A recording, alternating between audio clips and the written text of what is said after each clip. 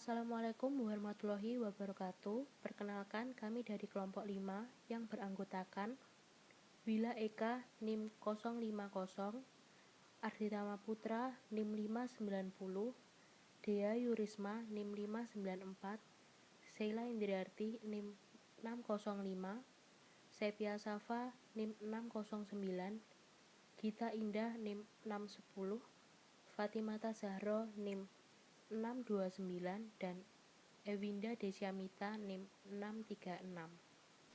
Pada presentasi kali ini, kelompok kami akan membahas tentang neraca pembayaran, dan saya akan menjelaskan tentang definisi neraca pembayaran. Neraca pembayaran merupakan suatu ikhtisar yang meringkas transaksi antara penduduk suatu negara dengan penduduk negara lain selama jangka waktu tertentu. Biasanya, neraca pembayaran ini memiliki jangka waktu selama 1 tahun. Neraca pembayaran mencakup pembelian dan penjualan barang ataupun jasa, hibah dari individu maupun pemerintah asing, dan transaksi finansial. Neraca pembayaran sendiri terbagi menjadi 3, yaitu 1. Neraca berjalan, 2. Neraca lalu lintas modal dan finansial, dan 3. Item-item finansial. Sistem transaksi dalam neraca pembayaran dibagi menjadi 2 transaksi, yaitu transaksi debit dan transaksi kredit. Yang pertama, transaksi debit merupakan transaksi yang menyebabkan mengalirnya arus uang atau devisa dari dalam negeri ke luar negeri. Transaksi ini dikatakan sebagai transaksi yang negatif karena menyebabkan berkurangnya posisi cadangan devisa. Contohnya seperti ada impor, pembayaran denda dan bunga, pemberian hadiah serta uang pada penduduk negara lain, penduduk yang menabungkan uangnya di luar negeri, dan adanya pembelian valuta asing. Yang kedua yaitu transaksi kredit. Adalah transaksi yang menyebabkan mengalirnya arus uang atau devisa dari luar negeri ke dalam negeri. Transaksi ini dikatakan sebagai transaksi yang positif karena menyebabkan bertambahnya posisi cadangan devisa negara.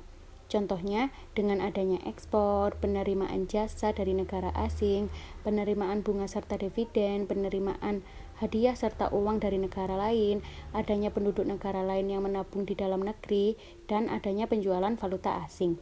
Dan ada hal yang seharusnya perlu kita ingat, apabila sisi kredit itu lebih besar dibandingkan dari sisi debit, maka balance of payment akan terjadi surplus.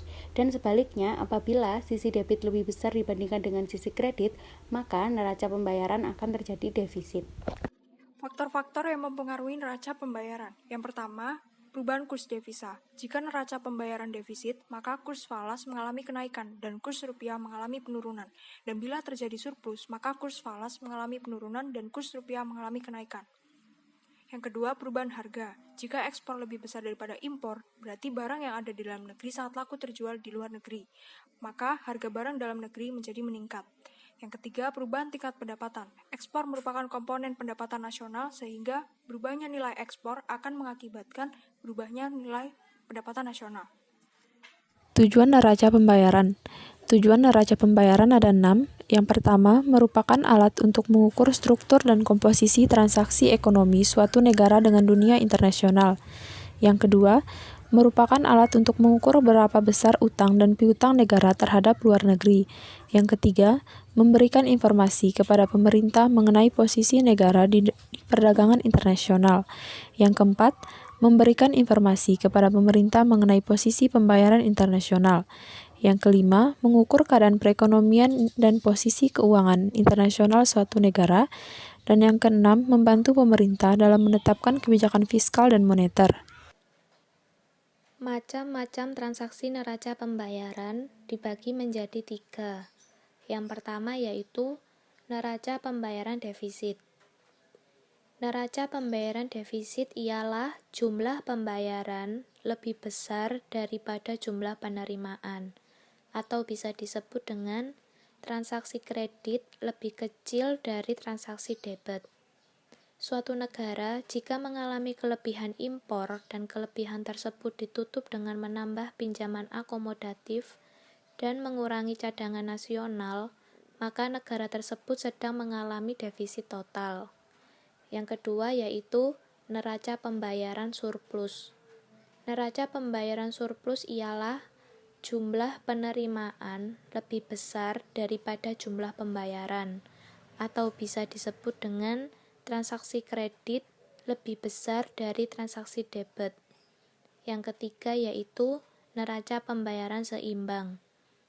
Neraca pembayaran seimbang ialah jumlah pembayaran sama dengan jumlah penerimaan, atau bisa disebut dengan transaksi kredit sama dengan transaksi debit.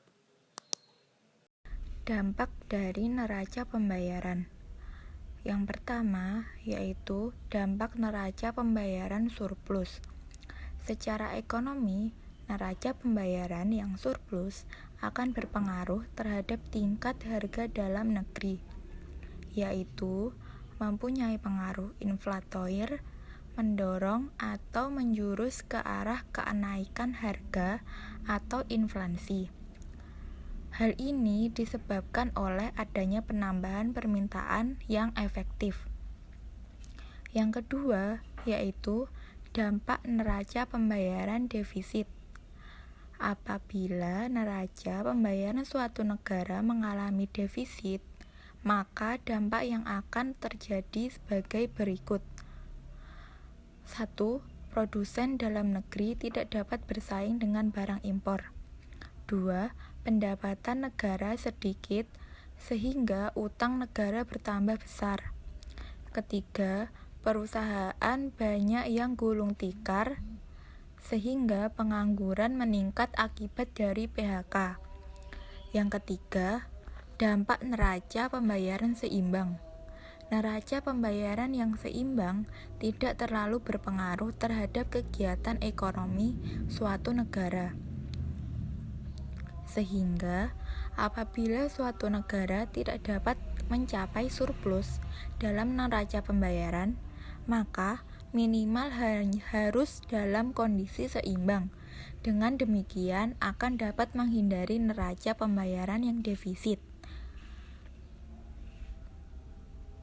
Komponen dalam neraca yaitu 1. Neraca perdagangan. Neraca perdagangan ialah daftar atau neraca yang berisi perbandingan antara besarnya nilai ekspor dengan nilai impor suatu negara dalam jangka waktu 1 tahun. Jika nilai ekspor lebih besar dari impor, maka negara mengalami surplus. Sedangkan jika nilai ekspor lebih kecil daripada impor, maka mengalami defisit. Neraca perdagangan surplus disebut juga neraca perdagangan aktif. Sedangkan neraca perdagangan defisit disebut juga neraca perdagangan pasif. Yang kedua, neraca jasa. Neraca jasa ialah neraca yang mencatat transaksi jasa yang diselenggarakan dan diterima suatu negara terhadap negara lain dalam jangka waktu 1 tahun. Misalnya jasa pengangkutan, asuransi, pariwisata, jasa perdagangan, dan jasa perbankan. Yang ketiga, neraca hasil modal. Neraca hasil modal ialah sebuah neraca yang mencatat sebuah pembayaran dan penerimaan bunga, dividen, upah tenaga asing, serta hadiah-hadiah dari luar negeri. Yang keempat, neraca lalu lintas modal atau capital account. Neraca lalu lintas modal ialah sebuah neraca yang mencatat segala kredit atau pinjaman dari luar negeri dan segala kredit atau pinjaman yang diberikan kepada negara lain. Dalam neraca ini juga dicatat jual beli efek, penanaman modal asing, bantuan luar negeri, serta pembayaran utang luar negeri. Yang kelima, neraca lalu lintas moneter atau monetary account. Neraca lalu lintas moneter ialah sebuah neraca yang mencatat dan memperlihatkan perkembangan atau perubahan cadangan devisa suatu negara. Cadangan tersebut terdiri dari emas dan devisa. Selanjutnya saya akan membacakan fungsi neraca pembayaran.